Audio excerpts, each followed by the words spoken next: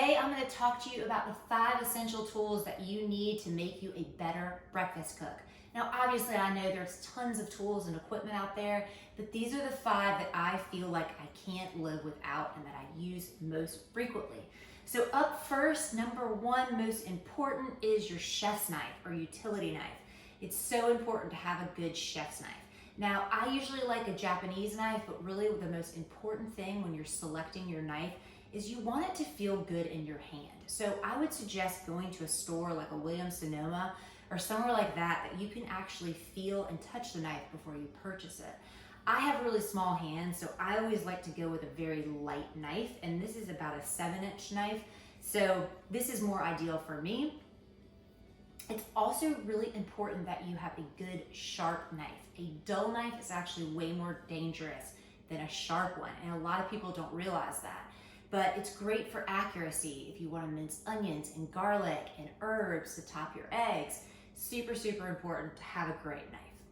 Number 2 is a good non-stick frying pan. Now, I have an 8-inch that I use for flipping eggs and smaller things that I would saute.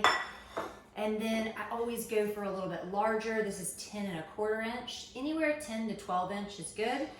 This is for omelets, cooking bacon, sauteing vegetables, things like that. Number 3 is the silicone spatula. I use this almost every single day. It's ideal for scrambling eggs, and it has this really nice heat resistant handle, which is great for when you're dealing with high heats and things like that. Number 4 is a portion scoops. Now these come in all different sizes. I like the 2 ounce, and then this is a 5 ounce, I believe. The 2 ounce I use a lot for biscuits, for shaping biscuits. We do a drop biscuit, so that's ideal for that. And then the larger size I like for pancakes, and this will help you achieve those perfect circles. Now there's other things that you could use to improvise with, like ice cream scoops and things like that, but they just won't be the same as this. So do yourself a favor, go ahead and put it in your Amazon cart. And then number 5 is a digital gram scale.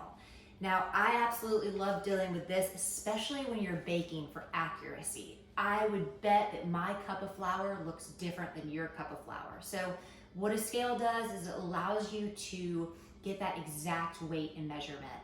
And it really helps you a lot, especially if you're doing cakes or biscuits or things like that where you need to be more exact. And number 6, I know we said we were only going to do 5, but this is kind of the bonus item.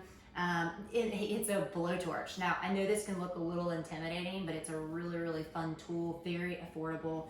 You can get it at any local hardware store. And this is awesome for bruleeing fruit. I like to brulee bananas that I put on top of pancakes. It's also great for melting cheeses to put on top of your eggs, really anything. If you want to elevate your plating and kind of impress your friends, I would highly invest in one of these. You also may see out there on the market a creme brulee torch, which is the much smaller one.